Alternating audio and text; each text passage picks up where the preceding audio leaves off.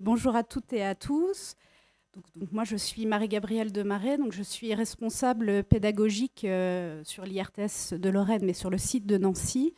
Et je travaille sur le pôle, donc le PMSP, le pôle médico-social de proximité, qui accompagne les filières AES, donc accompagnant éducatif et social, les assistants maternels, les assistantes familiales, et puis les assistants de soins en gérontologie. Voilà. Donc moi, je suis ravie de vous accueillir pour cette belle soirée autour des métiers du lien. Et donc au nom de Forum, je vous remercie de votre présence. Et comme Estelle l'a dit, la soirée va se poursuivre ensuite par la diffusion du film Debout les femmes. Mais maintenant, l'idée est de vous présenter, donc avec Monsieur Jarousseau, le livre Les femmes du lien. Donc j'espère que cette soirée nous permettra de mettre en lumière, comme il se doit, tous ces métiers de proximité, d'accueil, du soin et de l'accompagnement des plus dépendants, isolés ou fragilisés. Ce sont des métiers d'engagement et de dévouement, si essentiels, mais souvent invisibles et peu reconnus. Donc je suis honorée de recevoir et de vous présenter Monsieur Vincent Jarousseau, qui a su, grâce à son art de photographe et à son travail de journaliste de proximité, rendre compte si bien de la réalité de ces métiers et de ces femmes qui les portent. Avant de vous passer la parole, pour que vous puissiez nous présenter votre livre, votre travail, je terminerai par quelques mots au sujet de votre parcours et de votre livre. Donc vous êtes photojournaliste, documentariste et réalisateur, et à la suite de vos études en histoire de l'art à Paris, la Sorbonne, vous vous intéressez à la question des fractures sociales et vous publiez 3 ouvrages documentaires sous forme de romans photos aux éditions Les Arènes. En 2017, un premier livre, L'illusion nationale, 2 ans d'enquête dans les villes FN. En 2019, Les racines de la colère, donc 2 ans d'enquête également dans une France qui n'est pas en marche. Et pour ce livre, vous remportez le prix France Info de la bande dessinée d'actualité et de reportage, ainsi que le prix spécial du jury du Festival transphotographique de Lille. Vous co-réalisez à la suite de ce livre le film Nous les enfants de Denain, qui sera aussi diffusé dans le cadre, du... J'ai perdu le mot. Il n'est pas diffusé, mais il est... Oui, il sera en accès. Il est en accès sur le... Voilà, dans les rencontres documentaires. Et ce film, du coup, est directement inspiré du livre. C'est une adaptation. Voilà.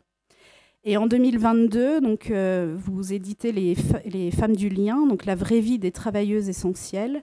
Et pour ce livre, vous remportez le prix Atonium de la BD citoyenne. Dans le contexte de la crise sanitaire, vous entreprenez donc ce magnifique travail documentaire de ces travailleuses du care, du lien, du soin, ces travailleuses qui accompagnent et protègent les personnes dépendantes, fragilisées, précarisées, tous ces enfants, toutes ces familles, les personnes en situation de handicap et de vieillissement. Vous présentez alors dans cet ouvrage les portraits de 8 femmes travaillant dans les métiers du secteur médico-social, donc des AES, des assistantes familiales, des assistantes maternelles, une éducatrice spécialisée, une TISF, donc technicienne d'intervention sociale et familiale, des AVS, auxiliaires de vie sociale, des aides-soignantes et une aide à domicile. Vous nous permettez ainsi de découvrir leur parcours de vie, leurs forces, leurs ressources, leurs motivations, leur bienveillance, leur engagement, mais aussi vous nous permettez de toucher à la réalité de ces travails qui pèsent sur la vie personnelle et de leur famille, qui amènent par leur pénibilité, leur rythme, leurs conditions, des fragilités, des impasses, parfois des sacrifices. Donc, Monsieur Jarousseau, votre livre, Les femmes du lien, par sa forme de roman photo, est une perle d'intimité et de réalité. J'ai moi-même baroudé dans un autre chapitre de ma vie professionnelle en qualité d'éducatrice spécialisée dans ce travail à domicile, du lien et de l'accompagnement familial. Et vraiment, je me suis retrouvée dans vos photos et ces scènes de vie. Votre livre, je l'espère, permettra de rendre visible l'invisible de ces métiers. Et je vous laisse la parole. Merci beaucoup. Merci beaucoup à vous pour l'invitation, puis d'être présent pour cette rencontre. Bon, je vais vous dire, enfin, compléter, je pense que vous avez dit déjà beaucoup de choses. Oui. Mais bon, pour un peu resituer les choses, voilà, les Femmes du Lien, c'est un projet qui est indissociable en fait des précédents. Donc vous avez retracé un petit peu mon parcours. Moi, j'ai fait un premier ouvrage que j'ai coécrit. Hein, j'étais pas tout seul avec l'historienne Valérie Gounet, où je suis allé à la rencontre des lecteurs du Front National à l'époque, entre 2014 et 2016, dans quelques villes gérées par le Front National. Et en fait, ce travail, qui était plutôt un travail à dominante politique, m'a rapidement fait évoluer, je dirais. C'est-à-dire que je me suis rendu compte qu'il y avait une question centrale derrière la question politique, qui était la question du travail et de ses mutations, et tout particulièrement des mutations du travail en général pour les classes populaires. C'est-à-dire qu'on ne travaille plus dans les années 2010-2020 comme on travaillait il y a 30 ou 40 ans. Les structures sociales ont beaucoup évolué et ces mutations ont des conséquences démocratiques importantes. Donc à la suite de ce projet autour de ce livre, L'illusion nationale, j'ai voulu creuser mon sillon et plutôt m'atteler à raconter des récits de vie, des morceaux de vie, plutôt centrés sur les classes populaires et plutôt centrés sur les questions du travail, ou du moins des questions parfois périphériques au travail, mais qui peuvent avoir leur importance. Et donc suite à cela, je mène ce projet autour du livre Les Racines de la colère, où il est question de mobilité géographique quotidienne, justement pour se rendre au travail, ou parfois d'immobilité quand on n'a pas de travail, de notion d'injonction aussi à la mobilité à l'égard des classes populaires, l'idée selon laquelle il faut bouger pour s'en sortir. C'est souvent un message que l'on entend de la part des politiques, de certains politiques. Voilà, le sous-titre du livre, c'est 2 ans d'enquête dans une France qui n'est pas en marche. C'est un livre qui a traversé le premier quinquennat d'Emmanuel Macron, du moins à ses débuts, où cette question de la mobilité était très très présente dans le discours présidentiel. Souvenez-vous, hein, quand il avait notamment dit qu'il fallait traverser la rue, il suffisait de traverser la rue pour trouver un job. Voilà, il fallait bouger pour s'en sortir. Hein. Ça revenait un peu comme un leitmotiv. Il n'a pas inventé ce concept, mais enfin, il l'a quand même bien développé, y compris jusque dans le nom de son mouvement initial, En Marche. Il y a l'idée de mouvement perpétuel. Et voilà, l'idée, c'était un petit peu de prendre le contre-pied de cette idée selon laquelle il faut bouger absolument pour s'en sortir, pour essayer de voir ce qu'il en était réellement. Et pour cela, je suis allé dans une ville du nord de la France qui est parmi les plus pauvres de France, Denain.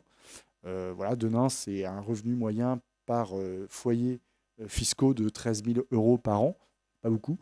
Voilà, il y a à peu près 20% des familles qui sont imposables dans cette ville, donc c'est vraiment pas beaucoup du tout. C'est une ville qui a connu un effondrement social, économique et industriel il y a 40 ans, où tout était structuré notamment par l'industrie sidérurgique et minière. Alors, ça, c'est plus ancien. Et tout ça a disparu. Et derrière, bah, tous ces codes étaient un peu brouillés. Et derrière, ça a bouleversé justement la mobilité des gens. C'est-à-dire qu'avant, le travail était à côté de chez soi. Et bah, après, soit il n'y a plus de travail à côté de chez soi, donc on reste chez soi, soit il faut aller loin pour trouver du travail. Et ça bouleverse la vie des gens, tout simplement. Donc les Racines de la colère, ça raconte un peu ça. Je vous la fais très très vite. J'ai suivi, par exemple, un chauffeur routier dont la femme était aide à domicile. Hein, donc c'est quand même un profil social que l'on retrouve assez souvent. Une jeune fille qui se formait comme vous au métier d'éducatrice en Belgique. Un ouvrier du gros BTP qui partait toute la semaine sur des chantiers un peu partout en France. Des personnes précaires, des familles précaires. Et donc ce livre retrace ses parcours de vie et s'achève sur la naissance du mouvement des Gilets jaunes, qui a été quand même un mouvement extrêmement important, que moi j'ai vécu de l'intérieur, puisque j'ai suivi ces protagonistes sur les ronds-points. À l'époque, je parle du mouvement de novembre-décembre 2018, pour être tout à fait précis, hein, quand les gens se sont organisés sur les ronds-points. Et en étant présent sur les ronds-points, j'ai été frappé par une chose, c'est qu'il y avait beaucoup de femmes. Beaucoup de femmes, au point où j'ai considéré que c'était, j'étais pas le seul, j'ai d'abord considéré ce mouvement d'abord comme un mouvement de femmes. Et parmi ces femmes, on trouvait beaucoup travailleuses indépendantes, on va dire. Alors, dans les travailleuses indépendantes, ça pouvait aussi bien être des aides à domicile qui travaillaient à leur compte ou qui travaillaient pour des services d'aide à domicile. Beaucoup d'aides-soignantes, d'infirmières libérales, des travailleuses de la petite enfance aussi, donc quelque part des femmes du lien. Alors évidemment, ce constat, je ne suis pas le seul à le faire. Il y a beaucoup d'observateurs qui le font. Et il se trouve qu'à la sortie donc, de mon livre Les Racines de la colère, quelques mois après la naissance de ce mouvement, en mars 2019, j'ai l'occasion de déjeuner avec François Ruffin, dont on verra le film tout à l'heure, qui m'explique. Donc moi, je ne le connaissais pas à l'époque. Il me sollicite puisqu'il a lu Les Racines de la colère et qu'il a été intéressé par ma démarche. Et puis on échange. On a un échange tout à fait simple et on fait ce constat commun sur ces très nombreuses femmes qui sont quasiment invisibles dans les espaces de représentation, qui font quasiment jamais grève, qui n'ont pas de tradition d'organisation ou d'auto-organisation, qui ont des conditions de travail extrêmement difficiles, qui se sont mobilisées à l'occasion de ce mouvement. Lui me dit qu'à l'époque, il veut lancer une mission d'information parlementaire sur le sujet. Et moi, je lui dis, moi, j'ai envie de faire un livre sur le sujet, puisque Voilà, et à côté de ça, au-delà de ce que j'ai pu constater sur les ronds-points, je me rendais compte que dans mes 2 livres précédents, des femmes du lien, il y en avait beaucoup. Sauf que je ne les voyais pas comme un corps social constitué. Or, ce qu'on va appeler un corps social, par exemple, c'est, je ne sais pas moi, les profs, les cheminots, peut-être les infirmières. Ça, ce sont des corps sociaux extrêmement identifiés, identifiables, connus de tous. Les femmes du lien, finalement, AES, TISF, AESH, AES, etc., ASS, ce sont beaucoup d'acronymes, enfin, pas des acronymes, c'est pas exactement ça un acronyme, mais de sigles qui invisibilisent d'une certaine manière ces professions. Je ne dis pas que c'est voulu, avec des structures d'organisation où vous dépendez, où ces métiers, je dis vous parce que vous êtes dans ces métiers où on dépend généralement du financement des départements. Donc tout ça est extrêmement éparpillé. Il n'y a pas vraiment un interlocuteur gouvernemental et pas, je dirais, une organisation globale qui fait qu'on les considère comme un ensemble. Donc pour moi, le but au départ de ce livre, effectivement, comme vous le disiez justement, c'est de rendre visibles ces invisibles, d'essayer de rentrer dans ce que l'on ne voit pas. Moi, je ne connaissais pas. J'ai une sœur qui est infirmière, j'ai un neveu qui est infirmier, mais c'est tout. Et j'ai envie de raconter. J'ai envie que ces femmes se racontent. Et c'est un peu l'idée de mes ouvrages de manière générale. Donc, comme ça a été dit, je vais vous montrer des planches. Ce sont des romans photos documentaires. Donc, ça n'a rien à voir avec les romans photos à l'eau de rose, même si ça peut l'évoquer. C'est pas nous deux. C'est de la BD, si vous voulez. C'est de la BD d'actualité, de reportage.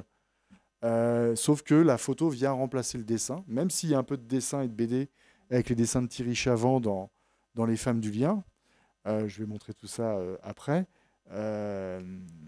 Et donc là, pour le coup, la BD dans ce livre, elle a une fonction en ouverture de chaque chapitre, chaque chapitre étant consacré à une femme, une profession, étant le rôle de la BD dessinée et de raconter le parcours de vie de ces femmes. Parce qu'avant d'être des femmes du lien, elles ont été des petites filles. Et je voulais insister sur ce point-là. Et on va en arriver au titre du livre. Pourquoi des petites filles? Parce que comme petites filles, très souvent, quand je les ai interviewées, donc j'ai des méthodes qui se rapprochent un peu de l'ethnologie, de la sociologie. Quand je fais ces interviews, je demande un peu d'où viennent ces femmes, leurs parents, que faisaient leurs parents, qu'est-ce qu'elles faisaient quand elles étaient petites filles. Et quasi systématiquement, ces petites filles, qu'est-ce qu'elles faisaient? À la maison, elles étaient assignées d'une certaine manière aux tâches domestiques, à la toilette des grands-parents, à s'occuper des enfants du quartier, comme Angélique, qui est assistante maternelle. Mais par choix, c'était une forme d'échappatoire, y compris dans sa famille, où d'ailleurs il y avait une travailleuse familiale qui venait, parce qu'il y avait des parents qui étaient en difficulté, et voilà, elle décide de devenir assistante maternelle parce que quelque part, c'est ce qu'elle a toujours fait, quoi. C'est pour ça que ce livre ne s'appelle pas Les Travailleuses du lien. Il aurait pu s'appeler Les Travailleuses du lien, mais j'ai voulu aller au-delà de la dimension du travail. Ce sont des femmes du lien parce qu'il y a eu l'idée dans ces récits et ces morceaux de vie de les considérer dans un ensemble plus large. Voilà, on se rend compte que souvent, ces femmes ont des engagements aussi en dehors de leur travail, notamment en milieu rural. Elles ont souvent un engagement déjà auprès de leurs proches, souvent comme aidantes. Et parfois, le fait d'avoir été aidant, je ne sais pas si c'est le cas parmi vous, bah, c'est une porte d'entrée parfois dans ces métiers. Souvent d'ailleurs. Ce sont aussi des femmes qui s'engagent au plan local, souvent dans des associations, parfois comme élue locale, comme Valérie qui est TISF, qui est conseillère municipale d'un petit bourg, hein, c'est pas une grande ville. Et ça me fait dire une chose sur les femmes en milieu rural, pour le coup. C'est vraiment qu'il y a et c'est pas moi qui le découvre, hein, ça a été aussi largement documenté par la sociologie, mais j'ai pu le constater sur le terrain. C'est vraiment une double centralité sociale des femmes en milieu rural. Pourquoi ? Parce que ce sont elles qui sont présentes en fait dans le territoire. Souvent, les hommes travaillent plus loin. De par les évolutions socio-économiques, il n'y a plus de petites industries locales, beaucoup moins qu'avant. Et pour travailler, les hommes, on va plutôt les trouver dans les métiers de la route, du BTP, qui les amènent à travailler plus loin. Et les femmes sont présentes dans le territoire. Et il suffit d'aller à une sortie d'école pour le constater, par exemple. Et sont dans des emplois de proximité qui leur permettent à la fois de jouer leur fonction sociale locale et de la combiner avec un emploi de proximité qui a souvent une fonction sociale. Les femmes du lien, en France, ce sont 3 millions de salariés. Des métiers à 90% féminins. Donc c'est pour ça que je voulais essayer de comprendre pourquoi on avait 90% de femmes dans ces métiers. 3 millions de femmes sur environ 12 millions de femmes actives en France, c'est une femme sur 4. Et pourtant, ces femmes, elles sont très peu visibles. C'est pour ça que voilà, il y a l'idée il y a vraiment, je dirais, des fonctions communes. Alors, pour prendre une définition, une femme du lien, c'est quoi ? Ce sont tous ces métiers, les travailleuses du lien, pour être plus précis, où on va prendre en charge, accompagner des personnes en situation de vulnérabilité, de fragilité. C'est ça l'idée. Donc, on va être fragile, vulnérable, parce qu'on est un très très jeune enfant, parce qu'on est en situation de handicap, parce qu'on connaît une situation sociale compliquée, parce qu'on a besoin d'un accompagnement, parce qu'on tout simplement on est malade, parce qu'on est évidemment extrêmement âgé, en perte d'autonomie à tout point de vue. Donc évidemment, ces vulnérabilités, ces fragilités, elles sont extrêmement croissantes dans notre société. Alors pour une raison évidente, que je n'ai pas besoin de vous décrire, c'est déjà le vieillissement de la population. Et puis c'est aussi le fait que les structures sociales ont changé. Les femmes travaillent aujourd'hui massivement et c'est tant mieux. Mais ça suppose aussi que d'autres femmes permettent à ces femmes de travailler dans d'autres emplois. Typiquement les assistantes maternelles, les éducatrices de jeunes enfants, les auxiliaires de puériculture dans les crèches viennent pallier à des besoins qui étaient forcément moins présents il y a 60 ou 70 ans, même si les crèches existaient à l'époque, mais en nombre beaucoup moins important qu'aujourd'hui. Et malheureusement, on a des problématiques sociales de plus en plus importantes, au niveau familial notamment. On a beaucoup plus de familles monoparentales, donc des besoins d'accompagnement qui s'accroissent. Et de mon point de vue, je pense aussi que ces fragilités vont être croissantes du fait des conséquences du dérèglement climatique dans les décennies qui viennent. De facto, on l'a vu avec la crise sanitaire, qui est une conséquence malheureusement de ces dérèglements.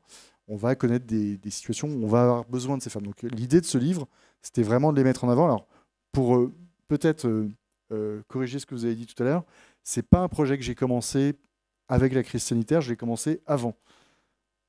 Avec les Gilets jaunes, c'est très important parce que c'est vrai qu'on aurait pu se dire oui, il y a un effet d'opportunité. Bon, le projet, je le commence à l'automne 2019. Alors, comment on travaille quand on part sur un projet comme ça et puis on va partir sur le diaporama ? Au départ, quand on part sur un projet documentaire, il y a l'idée d'avoir un peu un périmètre de travail. L'idée, c'est de dire à qui on va s'adresser et où.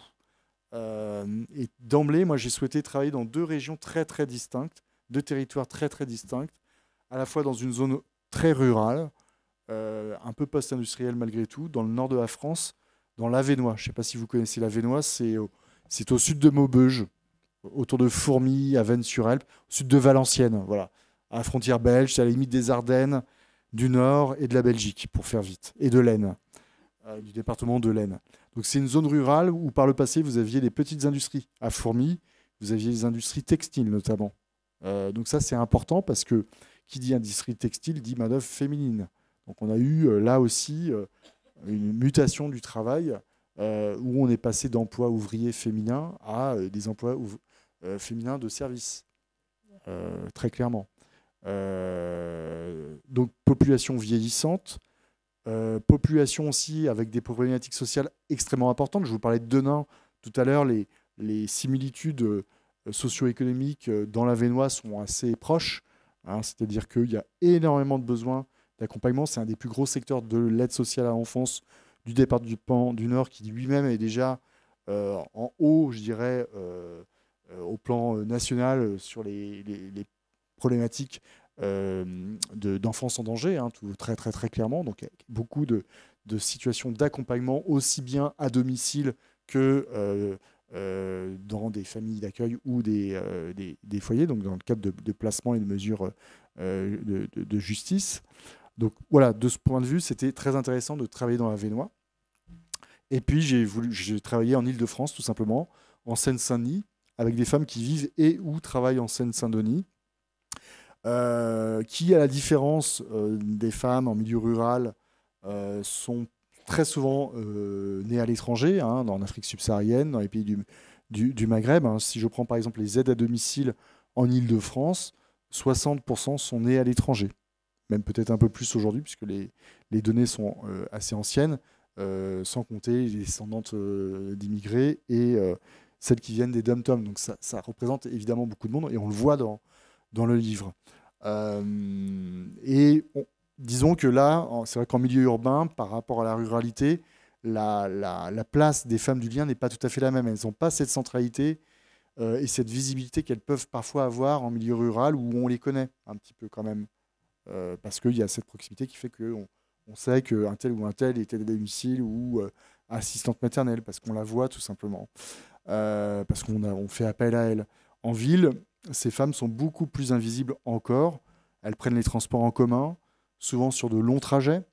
Dans le travail, donc je pense notamment au travail du domicile, elles passent d'un domicile à l'autre à pied ou en transport en commun, et pas en voiture comme quand on est en milieu rural ou périurbain.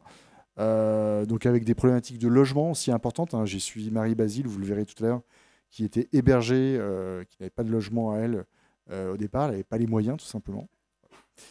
Donc je vais passer un peu au diapo, parce qu'on va avoir un peu d'images. Je suis très, très bavard. Je vais essayer de respecter mon temps de parole, parce que je trouve que ce qui est bien dans ces rencontres, c'est qu'on ait un échange.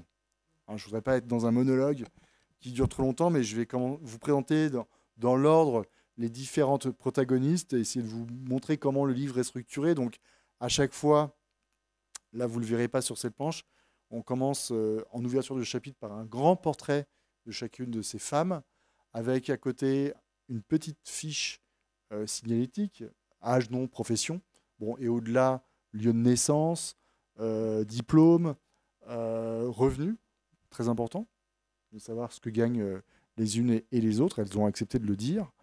Voilà, c'est à peu près tout, enfants, etc. Donc là, on est avec Valérie. Valérie, d'après vous, qu'est-ce qu'elle fait comme métier? Là, TISF, oui, ça me paraissait surtout évident pour vous, parce que je crois qu'il y en a qui sont en formation dans cette salle. Alors moi, au départ, quand j'ai commencé ce projet, je ne connaissais pas le métier de TISF. Je n'en avais jamais entendu parler. Et voilà, je vous ai dit, quand on démarre un projet, on va dans un territoire, on cible un peu des professions, on fait le tour des structures qui existent, EHPAD, service d'aide à domicile, relais d'assistante maternelle, etc., etc., hôpital. Et puis, un peu par hasard, mais il n'y a jamais de hasard, les circonstances ont fait que j'ai rencontré quelqu'un qui connaissait Valérie, qui connaissait donc mon projet, mes intentions, et qui me dit, il faut absolument que tu rencontres Valérie. C'est une femme incroyable et elle ne s'est pas trompée. Et j'ai à cette occasion découvert Valérie et l'existence de ce métier de TISF. Donc Valérie, elle est employée par une association à Fourmies Elle a commencé comme travailleuse familiale. Elle a 35 ans de carrière derrière elle. Donc elle a vu aussi de l'intérieur l'évolution de ce métier. Puisque disons, elle a connu la réforme, je ne sais plus quelles sont, c'est 2005 je crois, la réforme où on a 80, oui exactement, 99, où il y a eu le changement d'appellation, on est passé de travailleuse familiale à technicienne d'intervention sociale familiale. Bon, on pourra en débattre si vous voulez. Et puis aussi sur les missions qui ont évolué, hein, parce que c'est vrai que à l'origine, les travailleuses familiales venaient subvenir, venaient en soutien à des familles ouvrières très nombreuses. Il y en a beaucoup, il y en a encore beaucoup dans cette région.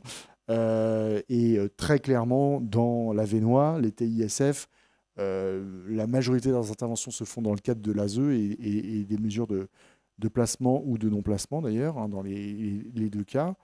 Dans le cas de Valérie, ces interventions, ce sont des interventions qui se font sur la demi-journée ou en soirée. Elle visite chacune des familles une ou deux fois par semaine. Elle fait aussi du travail avec des groupes, notamment avec des allocataires du RSA, donc ça c'est un petit peu à part. Donc en organisant des sorties, des projets, je dirais, collectifs. Elle fait beaucoup d'accompagnement des enfants, hein, notamment de l'aide aux devoirs. Là, par exemple, on est dans une famille où la maman est en situation d'illettrisme. Donc, ils ont absolument besoin de... Voilà, on la voit jouer. Voilà. Il y a besoin de faire de l'accompagnement, y compris des parents et des enfants. Hein. Par exemple, Virginie, que l'on voit là, Valérie a réussi à l'inciter, à l'accompagner même dans une association qui fait de l'alphabétisation. Et donc, moi, j'ai été extrêmement frappé de voir des familles qui avaient une confiance mais entière. Alors, c'est pas toujours comme ça. Hein. Ça peut être plus compliqué, évidemment. Et Valérie l'explique très, très bien dans le livre. Voilà. Donc, moi, je suis très content d'avoir pu mettre en lumière ce métier qui est malheureusement très, très peu connu. Comme je le disais tout à l'heure en venant ici, c'est un métier qui non seulement est très peu connu, mais qui est même souvent pas connu du tout de vos premiers financeurs, que sont les conseils départementaux. Et moi, j'ai vu plein de présidents de conseils départementaux qui ignoraient l'existence même de ce métier. Donc, il faut que ça... J'espère que ce livre contribuera à changer les choses. Moi, j'ai bien l'intention de faire un film aussi sur ce sujet. Voilà, parce que je trouve que, très clairement, c'est un métier extrêmement contemporain qui répond à des besoins très, très, très, très, très contemporains. Et je me dis que on n'a que 8000 officiellement TISF aujourd'hui en France. Il en faudrait 10 fois plus en réalité. Et je suis aussi extrêmement frappé, et on en discutera tout à l'heure, par les profils des futurs TISF que je rencontre dans les différentes rencontres. Beaucoup de femmes qui ont des parcours avant. Parfois, j'ai même vu une fois une EduxP qui avait un master, un master 2 en sciences sociales qui avait des frustrations en tant qu'EduxP de plus faire de terrain en fait et qui a décidé de faire la formation de TISF pour devenir TISF. Voilà. Et ce qui m'a aussi beaucoup frappé, c'est l'intelligence. Alors ça, c'est un point commun avec beaucoup de ces métiers, mais c'est un métier qui suppose beaucoup d'intelligence et de qualité. Intelligence affective, sociale et d'intelligence humaine, exactement. Moi, Valérie l'explique très bien.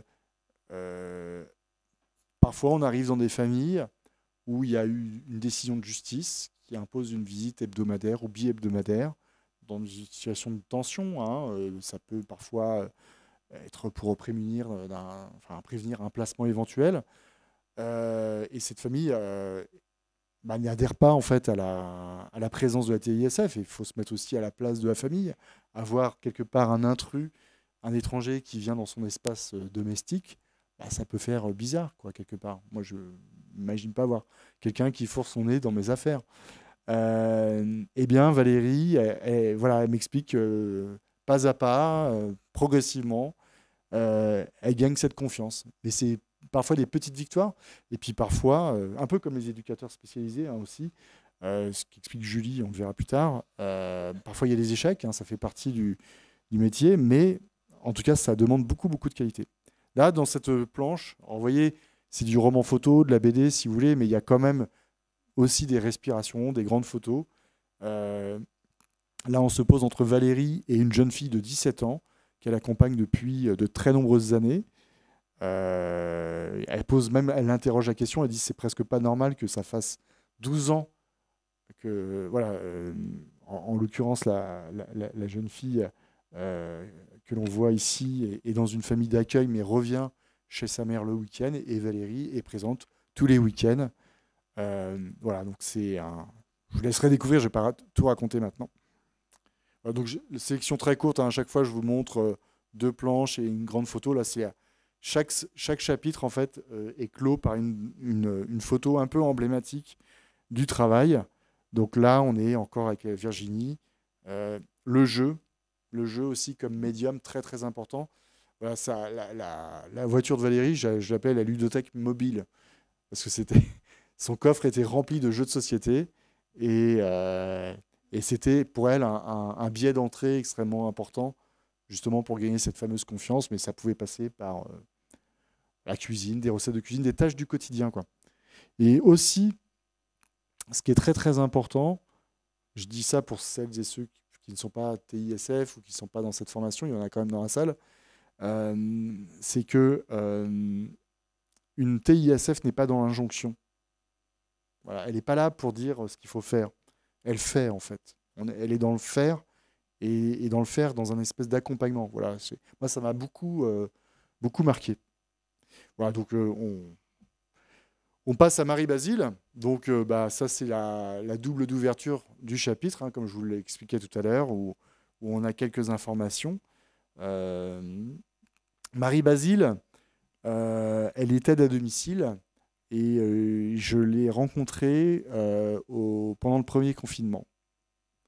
Parce qu'évidemment, le casting entre guillemets d'un projet comme celui-ci, ça prend du temps. C'est un projet que j'ai initié à l'automne, mais disons que les choses se sont un peu accélérées avec l'annonce du Covid.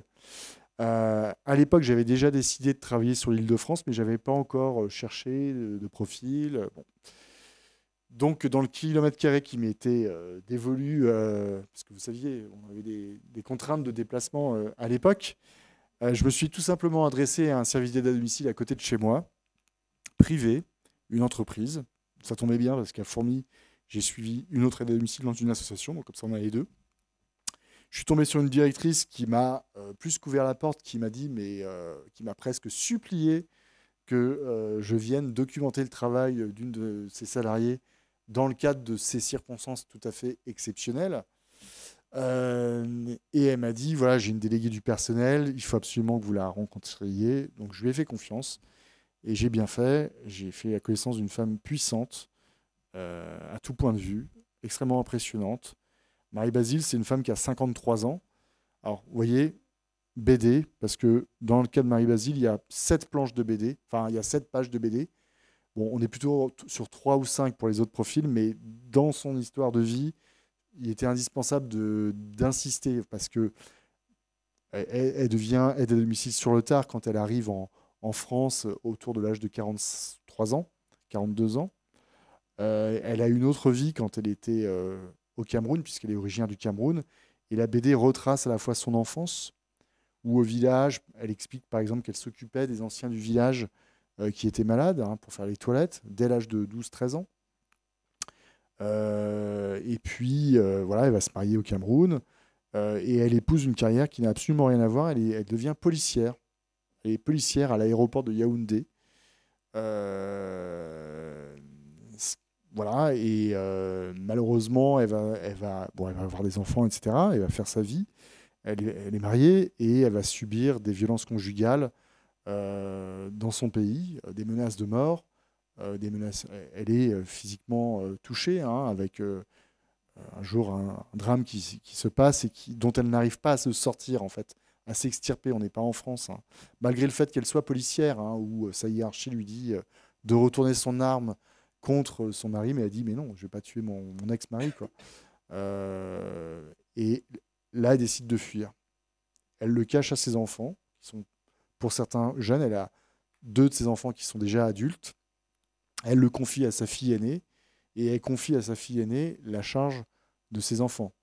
Voilà, ce qui se fait quand même en Afrique. Alors la charge, sachant qu'une fois en France, l'argent qu'elle gagne, elle le renvoie, et elle continue à le faire d'ailleurs, pour subvenir aux besoins de ses enfants, et faire construire une maison au pays, etc. Donc elle vient, et donc toute la BD, ça retrace aussi son parcours migratoire, son parcours de galère aussi. Elle a travaillé dans les restaurants. On le voit derrière moi, elle a été femme de chambre.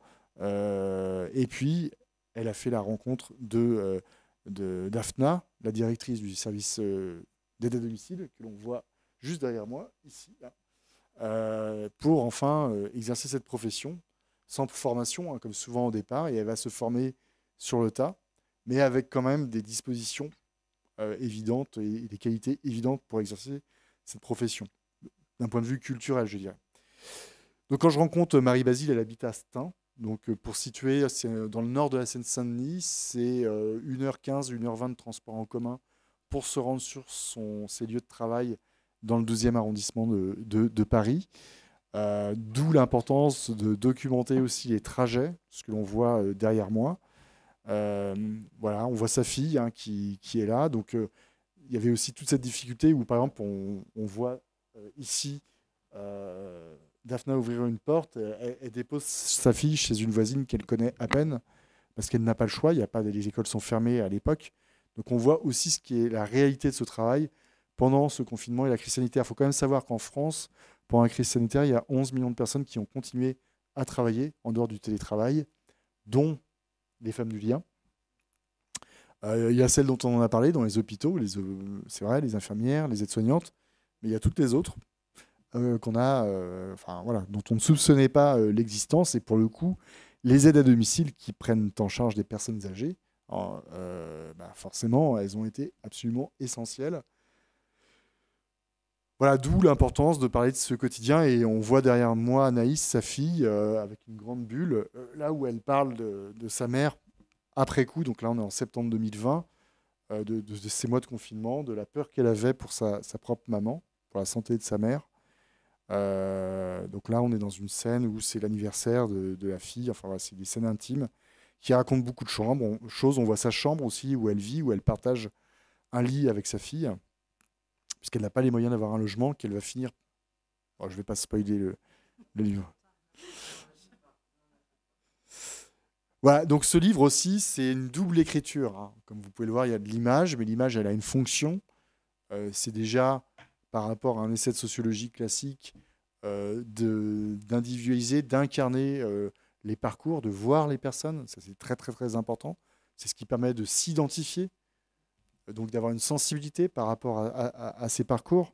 Donc il y a une lecture. Là, vous regardez les images, les photos, c'est une lecture en soi. Dans les bulles, ce n'est pas le fruit de mon invention. Ce sont des enregistrements que j'ai retranscrits. Donc j'ai un micro sur moi, j'enregistre les personnes, aussi bien des dialogues en séquence ou des interviews. J'en retiens une toute petite partie, c'est vraiment l'essence. Il y a 200 heures d'enregistrement en tout retranscrits sur papier. Et le livre, c'est 2 heures de lecture, à peu près. Donc 2 heures de lecture, évidemment, il a fallu considérablement réduire, faire des choix, évidemment, retenir, je dirais, le meilleur, enfin pas forcément le meilleur, mais ce qui permet de comprendre dans sa globalité ces femmes. Et parfois, ce sont des mots insignifiants, mais qui ont leur importance, parce que c'est ce qui permet aussi, vous, en tant que lecteur, de vous sentir un peu en immersion. Moi, j'essaye de partager une immersion que j'ai faite, parce que je passais des journées entières, en fait, avec chacune de ces protagonistes, pour décrire les choses. Quand je pars le matin avec Marie Basile au travail, c'est à 7h devant chez elle. On arrive au travail à commencer à 8h30. Et c'est le soir assez tard. Parfois le retour aussi. Voilà, donc ce sont des grosses journées. Donc on a le temps de parler, on a le temps d'observer. Voilà, et la photo, elle permet aussi de montrer le caractère informel de ces métiers. Alors, je ne sais pas si vous voyez ce que je veux dire dans le caractère informel, mais en fait, moi, je ne suis pas du tout un expert de vos professions. Je ne me prétends pas du tout en être un expert. Mais ce que je veux dire, c'est que dans beaucoup de ces métiers, on parlait des TISF tout à l'heure, de la relation qu'elles nouent avec les familles. Quand on voit la photo, par exemple, où elle joue avec les familles. Quand on voit les gestes des mains, le toucher, c'est une part du travail qui est inquantifiable en fait, qu'on ne peut pas, qu'on peut difficilement expliquer par des mots. Et en fait, c'est aussi l'image qui permet, et c'est aussi ce qui explique pourquoi certains considèrent ces métiers pas comme des vrais métiers. Quelque part, on a naturalisé ces tâches dévolues aux femmes depuis toujours. Bon, ce qui, en fait, est une construction sociale, c'est pas vrai du tout. Ce sont devenus des métiers. Ça, c'est quand même le fait nouveau. Et d'où l'importance de montrer, en fait, par l'image aussi, et par des mots, le caractère, parce que c'est vraiment le moyen de les reconnaître. Et derrière reconnaître, évidemment, il y a la question de l'argent, des salaires. Je ne sais pas si ça... La gratification, là, je ne sais pas si les têtes vont se lever, mais ça fait quand même partie des sujets importants. Parce que tant qu'on ne reconnaît pas les qualités, les compétences, l'intelligence que ça demande, les qualifications, évidemment, derrière, on se dit pourquoi les reconnaître. Voilà. Donc on a quand même là une directrice de service d'aide à domicile qui reconnaît vraiment, et comme souvent d'ailleurs, ses salariés. Hein, il y a là, c'est une réunion des délégués du personnel dans une période du Covid où on commençait à respirer au printemps 2021. Vous voyez, donc la composition des salariés, hein, elles sont toutes noires ou maghrébines. Voilà. Donc on passe à Angélique, qui est assistante maternelle. Alors je ne sais pas s'il y a parmi vous des personnes qui sont en formation EJE, Oxper, voilà, Oxper ou EJE? EJE, voilà. Bon. Alors évidemment, elle n'est pas éducatrice de jeunes enfants, mais elle travaille avec des éducatrices de jeunes enfants, puisqu'elle est assistante maternelle. Et c'est par le biais des coordinatrices de RAM que j'ai pu rencontrer euh, Angélique. Alors, il se trouve que j'ai une belle-sœur qui est EJE. J'ai quand même un peu une connaissance de ces métiers aussi. Et bon, il faut quand même savoir qu'en milieu rural, les assistantes maternelles, c'est de très loin le mode de garde majoritaire. Et ça reste encore à l'échelle nationale le mode de garde principal. Même si, évidemment, il y a une très forte progression des modes de garde collectifs. Alors, moi, je préfère parler d'accompagnement que de garde, hein, parce que les bébés, les gens, ce sont pas c'est pas du bétail, quoi. Même si Angélique est femme d'agriculteur et que son mari, qui est éleveur, elle, à un moment, elle dit mon mari et moi, finalement, on fait un peu le même métier, quoi. On élève des. Bon, c'était une blague, mais en même temps, quand on voit l'amour porté, il y a quand même, quelque part, on prend soin d'eux. Bon. Mais c'est intéressant. Elle a un fils, Lucas, que l'on voit ici, qui a 10 ans. Et cette séquence, elle est super intéressante parce que on est pendant les vacances d'été. Il n'y a pas d'enfants en garde à la maison. Et Lucas prend la place de sa mère. Alors, je ne sais pas, vous voyez, hein, on fait des comparatifs. Prend la place de sa mère et joue au métier de sa mère comme il joue à la ferme avec des petites figurines aussi à côté pour le travail de son père. Donc il y a aussi cette notion de transmission et une discussion qui s'engage sur, après tout, aujourd'hui on accepte que les garçons jouent à la poupée. Donc voilà, Angélique, on est dans une ferme, hein, on vit en plein milieu des champs. Et Angélique, elle a vraiment cette ouverture, elle est tout à fait moderne, contrairement aux idées reçues. Et elle accepte tout à fait qu'un garçon puisse exercer ce métier, ce qui est quand même un vrai enjeu aujourd'hui, si on veut répondre aux besoins. Alors, pour le coup, dans tous ces métiers, mais voilà, moi aujourd'hui, je prépare un projet documentaire qui s'appelle Trouver sa voie pour un prochain livre, où je suis des jeunes de 15 à 18 ans qui passent des bacs pro et des CAP. Et parmi ces classes, il y a une classe d'aide-soins service à la personne, ASSP. Beaucoup sont entrés après un CAP petite enfance dans l'idée de s'occuper des bébés, je mets des guillemets. Puis parfois ça bifurque vers le grand âge sur la base de l'expérience des stages. Mais c'est vrai que c'est extrêmement important de recruter du monde, que ce soit en structure ou aussi à domicile. Alors voilà, alors c'est vrai que quand on est assistante maternelle, on est employé par les familles qui placent leurs enfants dans le foyer. On a quand même des horaires extrêmement extensibles.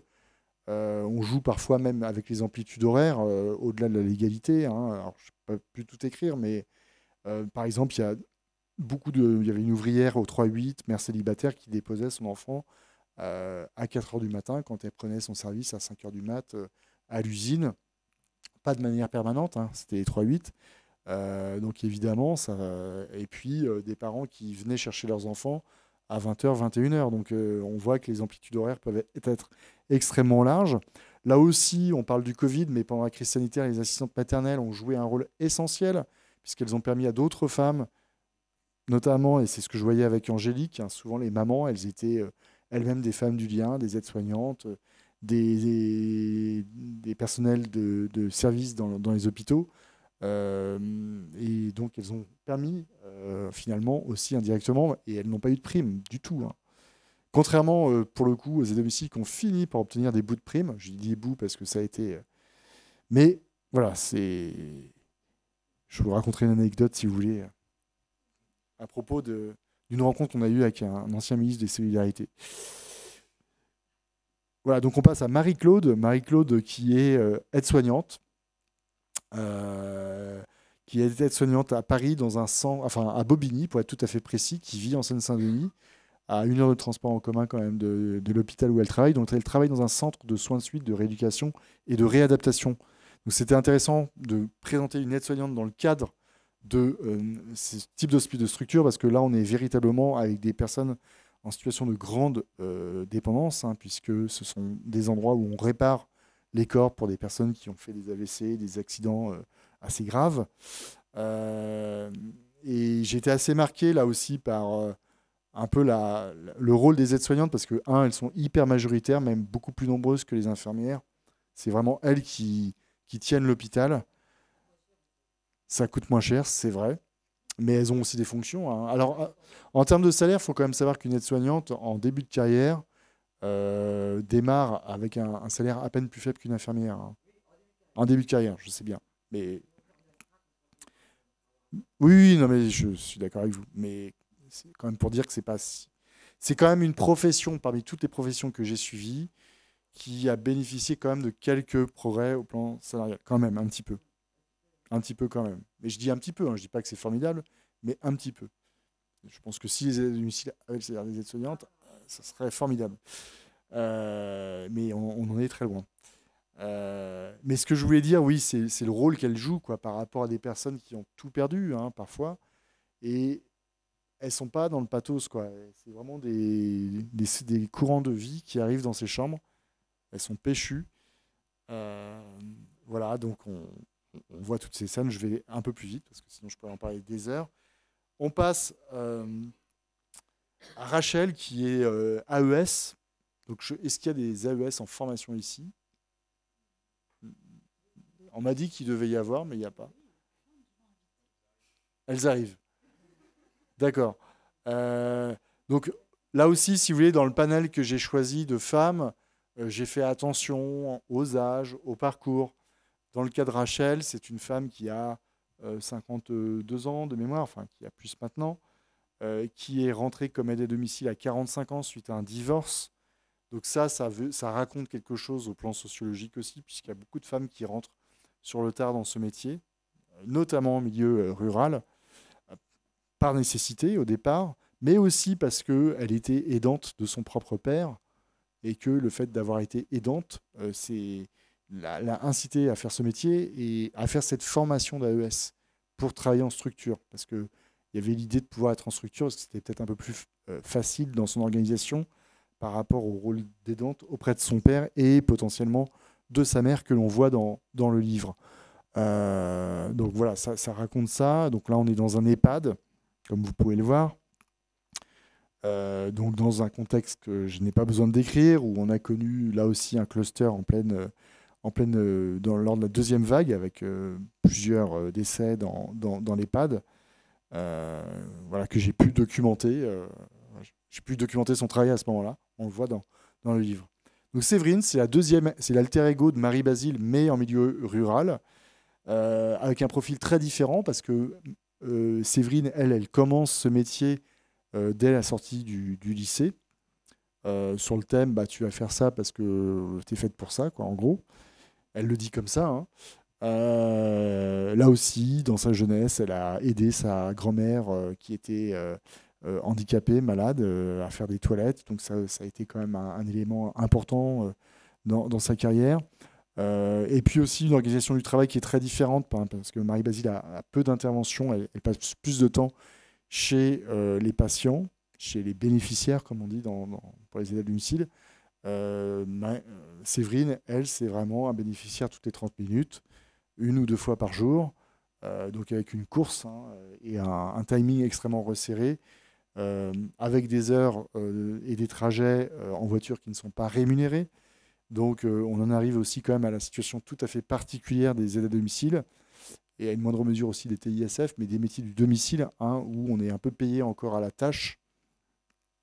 On n'a pas de salaire véritablement mensuel, on n'est pas véritablement mensualisé, ce qui fait que, et avec surtout un système où le temps de travail n'est pas comptabilisé à sa réelle, on en parlera tout à l'heure au temps effectif. Moi je dis que les aides à domicile sont payées partiellement en travaillant à temps plein. Parce qu'on dit oui, mais elles sont à temps partiel. Non, elles ne sont pas à temps partiel si on considère leur amplitude, les trous qu'il peut y avoir parfois dans la journée. Il y a plein de professions où vous avez des trous dans la journée et où vous êtes payé globalement. Les enseignants ont un salaire global. Quand ils sont dans leur salle, en salle des profs à corriger les copies, c'est du travail, ou même à discuter, à boire un café avec les collègues, c'est considéré comme du temps de travail. On ne leur greffe pas, du salaire. Un consultant, c'est pareil. Enfin, voilà, il y a plein de métiers où on a des temps creux. Voilà, il n'en est absolument pas, c'est absolument pas le cas pour les auxiliaires de vie, les aides à domicile. Il y a eu des évolutions là aussi. Il y a eu du très très très léger mieux, mais bon, évidemment, on est très très loin du compte. C'est pour ça que vous avez quand même dans cette profession un salaire moyen de 1 000 euros par mois. En moyenne, il faut attendre 13 ans pour atteindre un SMIC mensuel, ce qui est le cas de Séverine, mais c'est tout juste. Voilà. Et donc, ce qui était intéressant dans son cas, elle, c'est qu'elle a une fille, Clara, qui a 20 ans et qui est aide à domicile. Donc, voilà, on raconte, il y a ce dialogue mère-fille. On est toujours dans des destins et des parcours de vie. On en arrive à Marie-Ève, qui est assistante familiale. Je ne sais pas si parmi vous, il y a des... Vous êtes assistante familiale? Très bien. Donc les assistantes familiales, pour celles et ceux qui ne savent pas, ce sont les familles d'accueil. Familles d'accueil où on accueille des enfants placés par l'aide sociale à l'enfance. Donc là aussi, le parcours de vie de Marie-Ève, il est passionnant parce que, comme à peu près 15% des assistantes familiales en France, je ne sais pas si c'est votre cas, madame, 15% des assistantes familiales ont elles-mêmes été placées en famille d'accueil durant leur enfance. Donc ça, c'est quand même un élément que l'on voit aussi sur d'autres profils. C'est quand même aussi des expériences de vie dans l'enfance qui vont parfois être fondateurs dans l'arrivée dans ces métiers. On ne fait jamais ces métiers par hasard. Et vous parlez d'engagement, et c'est tout à fait juste. Marie-Ève le décrit très bien dans le livre, à un moment donné. Alors j'aurais dû avoir des petits passages, mais où elle dit voilà, moi j'ai voulu quelque part apporter quelque chose que je n'ai pas reçu dans les familles où j'étais accueilli. Non pas que j'étais maltraité, elle dit j'avais le confort matériel, mais il me manquait quelque chose d'essentiel, c'est l'affection et de l'amour, tout simplement. Et donc je l'ai suivie dans une situation très compliquée pour elle pendant la crise sanitaire au début. J'arrive juste après, en juin 2020. À l'époque, elle sort d'un burn-out. On n'en parle pas dans ses professions, mais elle en a fait un. Elle avait à l'époque 3 enfants placés chez elle, dont Cyrian que l'on voit ici, et 2 autres que je n'ai pas connus, qui étaient des adolescentes qui étaient en placement. On va distinguer des placements longue durée, on va dire, à des placements plus courts. Relais, alors c'était pas exactement des... Oui, c'était des relais ou des débuts de placement. Bref, des jeunes filles de 12-13 ans, où ça se passait, où c'était compliqué. À la base, c'était compliqué. Alors évidemment, pendant le confinement, madame, vous pourrez peut-être en parler tout à l'heure, ça a été... On est, pour certains d'entre nous, parents. Ça a parfois été compliqué, les confinements, avec nos propres enfants. Dans les familles d'accueil, on n'en a quasiment pas parlé. On en parle dans le livre, mais ça a été extrêmement compliqué. Donc, elle a fini, pendant le confinement, les enfants ont été... le contrat a été coupé avec les deux jeunes filles. Cyrian a été placé temporairement en foyer, en MEX, de manière temporaire, et puis il est revenu assez rapidement, hein, malgré tout. Donc au début, quand j'ai suivi Marie-Ève, il y avait juste Cyrian, puis après il y a Louana, qu'on voit ici, dans les bras de Marie-Ève et de son mari d'ailleurs, qui est arrivé en cours de route. Et puis on voit dans ce livre aussi des enfants qu'elle a eus qui sont devenus adultes, qui sont comme ses enfants, même si ce ne sont pas ses enfants. Donc il y a aussi cette notion élargie de la famille qui est très très intéressante.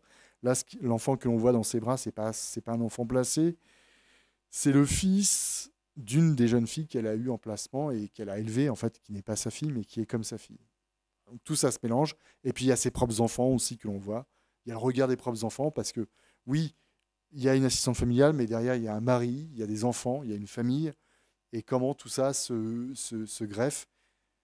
Moi, j'ai eu beaucoup de chance parce que Marie-Ève en parle très, très bien, vraiment, là, je trouve. Je ne sais pas si vous pouvez faire ce constat.